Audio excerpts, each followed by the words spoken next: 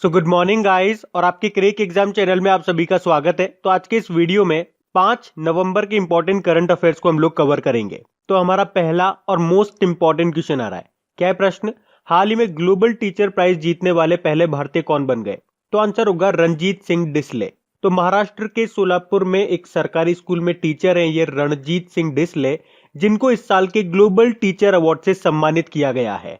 अब भैया ये क्वेश्चन मार्क कर लेना मोस्ट इंपॉर्टेंट। क्यों? क्योंकि ये पहली बार है जब भारत से किसी शिक्षक को, किसी टीचर को ये अवार्ड मिल रहा है।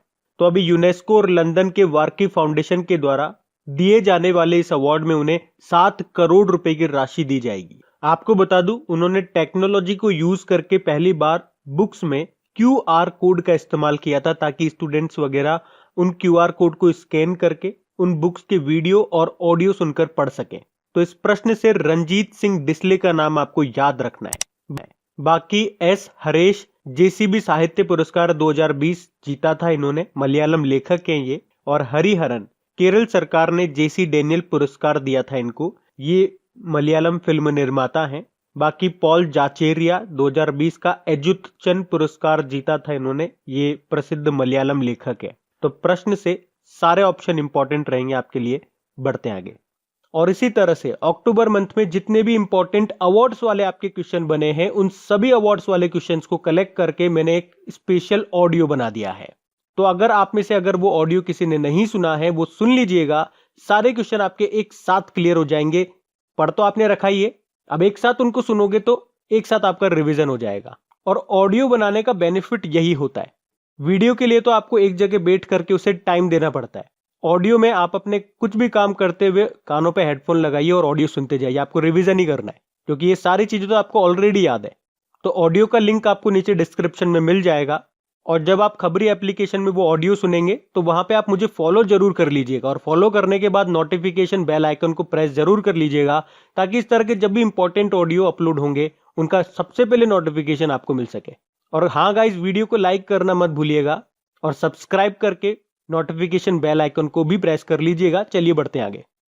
फिर है हाल ही में जारी फॉर्च्यून 500 भारतीय कंपनियों की सूची में टॉप पर कौन है? तो आंसर होगा रिलायंस इंडस्ट्रीज लिमिटेड। तो अभी हाल ही में जारी फॉर्च्यून 500 भारतीय कंपनियों की सूची में रिलायंस इंडस्ट्रीज लिमिटेड टॉप पे रही है। और आपको बता दूं, भारत की सबसे बड़ी तेल कंपनी जो IOCL है वो दूसरे स्थान पे रही है। उसके बाद ONGC तीसरे स्थान पर है। तो सिंपल सा याद रखना है, फॉर्च्यून 500 भारतीय कंपनियों की सूची में टॉप पे रही रिलायंस इंडस्ट्रीज। बढ़ते आगे। फिर है हाल ही में T20 में सबसे ज्यादा रेटिंग हासिल करने वाले बल्लेबाज कौन बन गए? तो आंसर होगा डेविड मलान। तो इंग्लैंड के खिलाड़ी हैं ये डेविड मलान, और इन्होंने MRF tyres ICC men's T20 international player ranking में सबसे ज्यादा रेटिंग प्राप्त करके इतिहास रच दिया। इन्होंने रैंकिंग में 915 अंक हासिल किए हैं, जिसके कारण वो इस फॉर्मेट में 900 से ज्यादा अंक पार करने वाले पहले खिलाड़ी बन गए हैं। तो इस रैंकिंग में पहले नंबर पे हैं ये इंग्लैंड के डेविड मलान, सेकंड नंबर पे पाकिस्तान के बाबर आजम है, तीसरे नंबर पे ऑस्ट्रेलिया के एरॉन फिंच है। भारत से विराट कोहली 9वें स्थान पर है। तो इस प्रश्न से डेविड मलान का नाम याद रखना है आपको। बढ़ते आगे। फिर है हाल ही में किसे फिट इंडिया मूवमेंट का एम्बेसडर बनाया गया? तो आंसर होगा कुलदीप हांडू को। तो अभी श्रीनगर में जन्मे वुशु कोच और केंद्र शासित प्रदेश जम्मू कश्मीर के पहले द्रोणाचार्य अवार्डी कुलदीप हांडू को फिट इंडिया मूवमेंट का एम्बेसडर बनाया गया है। उन्होंने राष्ट्रीय स्तर पर 6 और इंटरनेशनल स्तर पर 11 गोल्ड मेडल जीते हैं, और वर्तमान में वो टीम इंडिया के मौजूदा वुशु कोच है। फिट इंडिया मूवमेंट की बात करेंगे तो लोगों को फिटनेस के बारे में अवेयर करने के लिए अगस्त 2019 में इसकी शुरुआत की गई थी। तो इस प्रश्न से कुलदीप हांडू का नाम आपको याद रखना है। बाकी देखो, सौरव गांगुली आप जानते हो BCCI के 39 नंबर के अध्यक्ष हैं ये, और इनको टोक्यो ओलंपिक 2021 में जो होंगे उसमें भारतीय टीम का गुडविल एम्बेसडर भी अपॉइंट किया गया। खुशी चिंदालिया की बात करेंगे, गुजरात के सूरत से हैं ये, और अभी यूनाइटेड नेशन एनवायरमेंट प्रोग्राम ने अपना ग्रीन एम्बेसडर इनको नियुक्त किया था। AR रहमान अभी कल परसों ही पढ़ा है, भारत में बाफ्टा ब्रेक थ्रू पहल के एम्बेसडर बने ये। बढ़ते आगे। फिर है हाल ही में भारतीय नौसेना दिवस कब मनाया गया? तो आंसर होगा 4 दिसंबर को। तो हर साल भारत में 4 दिसंबर को नौसेना की उपलब्धियों और भूमिकाओं को चिन्हित करने के लिए भारतीय नौसेना दिवस के रूप में मनाया जाता है। और इस बार इसकी थीम क्या रही? Indian navy combat ready, credible and cohesive. अच्छा, हमारे नेवल चीफ कौन है? करमबीर सिंह है। वैसे आपको बता दूं, 4 दिसंबर को अंतरराष्ट्रीय बैंक दिवस के रूप में भी मनाया जाता है। अच्छा देखो, इंडियन नेवी डे हमने कहा 4 दिसंबर को मनाते हैं। अगर आपसे पूछा जाए वायुसेना दिवस यानी कि इंडियन एयरफोर्स डे, तो आंसर करना 8 अक्टूबर को मनाते हैं, और आर्मी डे 15 जनवरी को। पर वैसे तो दिसंबर की हम बात कर रहे हैं, तो देखो दिसंबर में कौन कौन से डे मनाए। 1 दिसंबर को वर्ल्ड एड्स डे हमने मनाया, और 1 दिसंबर को बीएसएफ ने अपना 56वां स्थापना दिवस मनाया, और 1 दिसंबर को ही नागालैंड का स्थापना दिवस भी होता है। 2 दिसंबर को 3 इंपॉर्टेंट डे मनाए, world computer literacy day, national pollution control day और international day for the abolition of slavery. फिर 3 दिसंबर को अंतरराष्ट्रीय दिव्यांगजन दिवस के रूप में मनाया। तो दिसंबर में अभी ये डे हमने सेलिब्रेट किए, तो इनको याद रखना। बढ़ते आगे। फिर हाल ही में स्टेफनी फ्रापर्ट यूईएफए चैंपियंस लीग में पुरुष मैच में रेफरी बनने वाली पहली महिला बन गई है। आपको बताना है ये किस देश से है, तो आंसर होगा फ्रांस से। तो फ्रांस की हैं ये स्टेफनी फ्रापर्ट, और ये अभी यूईएफए चैंपियंस लीग के पुरुष मैच में रेफरी बनने वाली पहली महिला बन गई हैं। अब ये फ्रांस की है, तो ये रहा मैप में फ्रांस। देखो, फ्रांस की कैपिटल पेरिस है, करेंसी है यूरो, और प्रेसिडेंट है इमैनुअल मैक्रोन। अभी फ्रांस के नए प्रधानमंत्री बने थे जिनका नाम है जीन कॉस्टेक्स। और इस साल आपको याद होगा, फ्रांस की सरकार ने संजना कपूर को, जो कि शशि कपूर की बेटी है, तो थिएटर में योगदान के लिए उनको फ्रांस सरकार ने night of the order of arts and later सम्मान से सम्मानित किया था। देखो, फ्रांस के पेरिस में ही आपको हेडक्वार्टर मिलेगा यूनेस्को का, और वहीं पे आपको ओईसीडी यानी कि organisation for economic cooperation and development का भी हेडक्वार्टर मिलेगा। और यहीं पे आपको FATF financial action task force का भी हेडक्वार्टर मिलेगा। और 2024 में जो आपके ओलंपिक होंगे वो पेरिस फ्रांस में होंगे। और वो कौन से ओलंपिक होंगे? तो समर ओलंपिक। बढ़ते आगे। फिर हाल ही में किस देश ने बंगाल की दक्षिण पश्चिमी खाड़ी में निर्मित चक्रवात को बुरेवी नाम दिया? तो आंसर होगा मालदीव ने। तो बंगाल की खाड़ी में दक्षिण पश्चिम से उठा चक्रवाती तूफान जिसका नाम है बुरेवी, और ये तमिलनाडु के पंबन तट से टकरा सकता है। और इसी तरह से आपको याद होगा, इस साल के स्टार्टिंग में बंगाल की खाड़ी से एक तूफान उठा था जिसका नाम था अम्फान। और वो अम्फान नाम किसने दिया था? वो नाम दिया था थाईलैंड ने। उसके बाद निसर्ग नाम का तूफान उठा था अरब सागर से, उसको नाम दिया था बांग्लादेश ने। अरब सागर से एक और तूफान आया था गति नाम का, वो गति नाम दिया था भारत ने। और वैसे बंगाल की खाड़ी से एक और तूफान उठा था निवार नाम का, वो निवार नाम दिया था ईरान ने। और अब ये जो बंगाल की खाड़ी से उठ रहा है तूफान जिसका नाम है बुरेवी, वो नाम दिया है मालदीव ने। अब मालदीव ने नाम दिया है, तो ये रहा मैप में मालदीव। देखो, मालदीव की कैपिटल माले है, करेंसी है मालदीवियन रुपया, और प्रेसिडेंट है इब्राहिम मोहम्मद सोलिह। अभी आपको याद होगा, अहमदाबाद में जो सी प्लेन लाया गया था वो मालदीव से ही आया था, जिसे स्पाइस जेट ऑपरेट करेगा। और भारत और मालदीव ने आपस में व्यापार को बढ़ाने के लिए पहली बार डायरेक्ट कार्गो फेरी सर्विस की भी शुरुआत की थी। अच्छा, मालदीव की संसद को क्या कहते हैं? पीपल्स मजलिस। और पिछले साल जब प्रधानमंत्री नरेंद्र मोदी फिर से प्रधानमंत्री बने थे, तो वो सबसे पहले मालदीव ही गए थे। वहां पर उन्हें मालदीव के सर्वोच्च सम्मान निशान लजुद्दीन से सम्मानित किया गया था। तो ये भी ध्यान रखना। बढ़ते आगे। फिर हाल ही में किस राज्य सरकार ने 8वीं से 12वीं तक के छात्रों को ऑनलाइन पढ़ाई के लिए मुफ्त टैबलेट देने की घोषणा की है? तो आंसर होगा हरियाणा सरकार ने। तो अभी आपको पता है कोविड-19 के कारण और जो लॉकडाउन वगैरह लगा उसके कारण बच्चों की जो पढ़ाई डिस्टर्ब हुई है, उससे बच्चों को काफी नुकसान हुआ है। तो अब सरकारी स्कूल के छात्रों को ऑनलाइन पढ़ाई से जोड़ने के लिए 8वीं से लेकर 12वीं तक के छात्र छात्राओं को मुफ्त में टैबलेट देने की घोषणा की है हरियाणा सरकार ने, ताकि आर्थिक रूप से पिछड़े जो परिवार हैं उनके बच्चे भी ऑनलाइन एजुकेशन से अपनी पढ़ाई को जारी रख सकें। अब बात हरियाणा की है, तो ये रहा मैप में हरियाणा। तो कैपिटल हरियाणा की चंडीगढ़ है, गवर्नर है सत्यदेव नारायण आर्य, और मुख्यमंत्री है मनोहर लाल खट्टर। अभी कुछ समय पहले इन्होंने एक बुक भी रिलीज की थी जिसका नाम था a commentary and digest on the air act 1981, जिसको लिखा था के खंडेलवाल ने। अच्छा, अभी हरियाणा की पहली महिला सांसद का निधन हो गया था। क्या नाम था उनका? चंद्रावती देवी। उसके अलावा एयर क्वालिटी में सुधार करने के लिए हरियाणा सरकार ने प्रोजेक्ट एयर केयर भी शुरू किया था। और राज्य एनीमिया मुक्त भारत और एनीमिया मुक्त भारत इंडेक्स 2020 में टॉप पे रहा था हरियाणा। अभी हरियाणा सरकार ने ग्राम दर्शन पोर्टल भी लॉन्च किया था और आपका मित्र नाम से एजुकेशनल चैटबॉट भी लॉन्च किया था।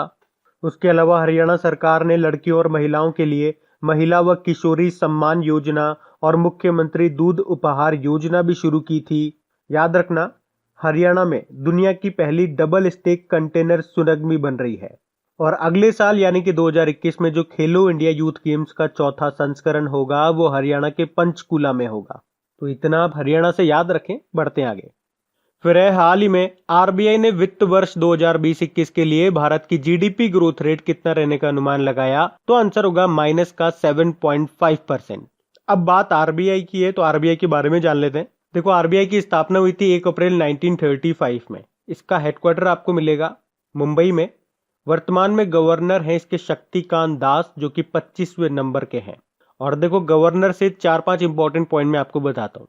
पहला प्रश्न तो ये एग्जाम में पूछा जाता है कि आरबीआई के पहले ब्रिटिश गवर्नर का नाम बताइए, तो आंसर होगा ऑसबॉर्न स्मिथ।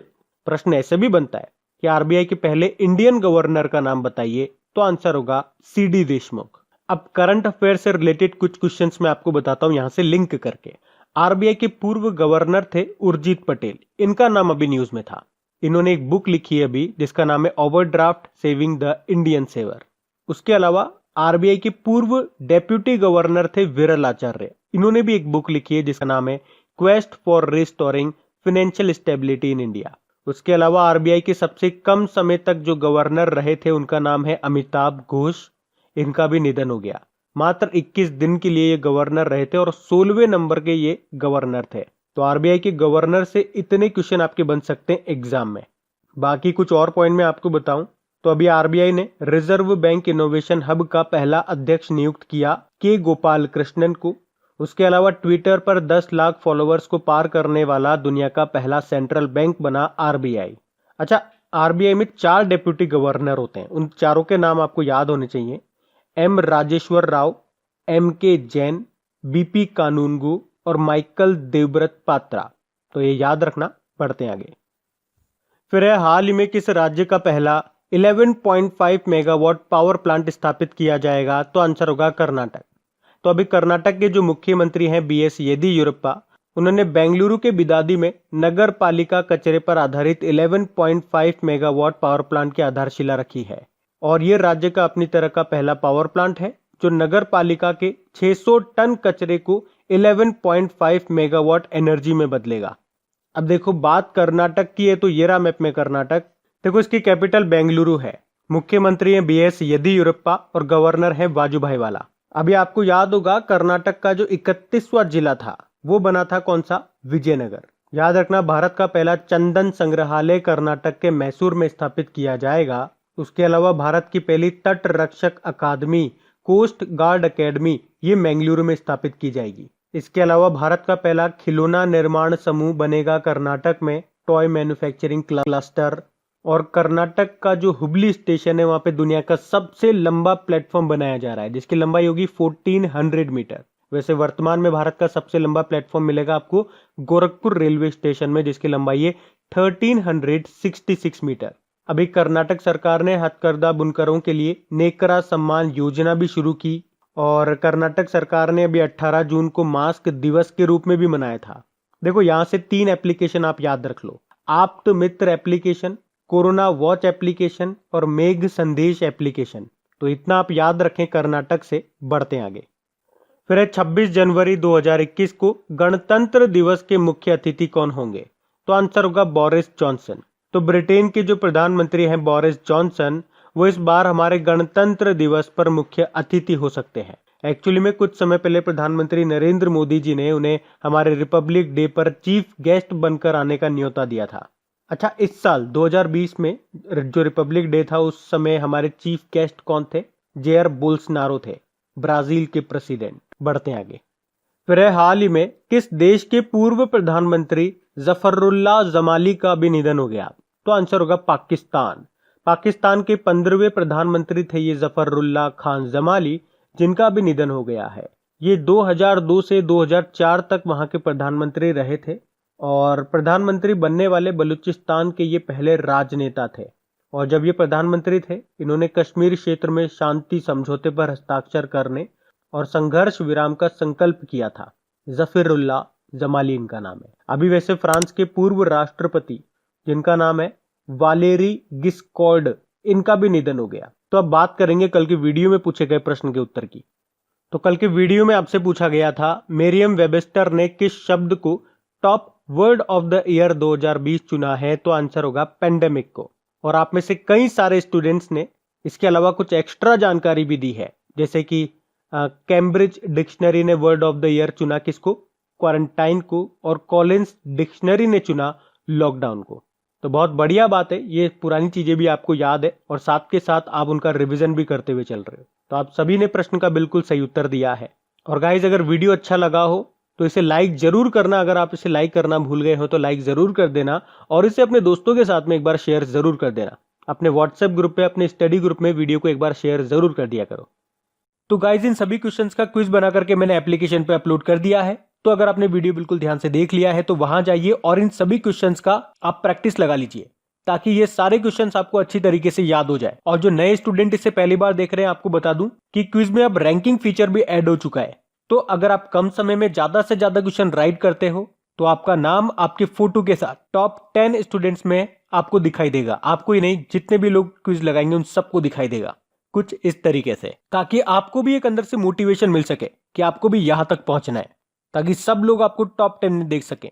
और वैसे भी आप तो आपके इन करंट अफेयर्स का रिवीजन करवाने के लिए मैं इसका ऑडियो भी तैयार कर रहा हूं। तो दिन में 4 से 5 मिनट निकाल करके वो आप ऑडियो सुन लीजिए, ताकि आपका इन करंट अफेयर्स का फिर से रिवीजन हो जाए। क्योंकि आपको पता है चीजों को पढ़ना इंपॉर्टेंट है, लेकिन समय समय पर उनका रिवीजन करना बहुत ज्यादा जरूरी है। रिवीजन नहीं करोगे तो वो सारी चीजें आप भूल जाओगे। तो आप ही के लिए मैं इसका रिवीजन ऑडियो तैयार कर रहा हूं। तो उस ऑडियो का लिंक मैंने नीचे डिस्क्रिप्शन में दे दिया है, वहां जाकर के आप मुझे फॉलो कर लीजिए। और फॉलो करने के बाद में पास में जो बेल आइकन आएगा आप उसे जरूर दबा लेना, ताकि जब भी मैं ऑडियो अपलोड करूं उसका नोटिफिकेशन आपको मिल सके। और एप्लीकेशन अगर अभी तक आपने डाउनलोड नहीं किए तो उसका लिंक भी आपको नीचे मिल जाएगा। वहीं पे आपको क्विज, वीडियो, पीडीएफ सब मिल जाएंगे। तो इस प्रश्न का उत्तर आता है तो कमेंट बॉक्स में जरूर टाइप करिए। चलिए अब मिलते हैं करंट अफेयर्स के रिवीजन वीडियो में। Thank you guys.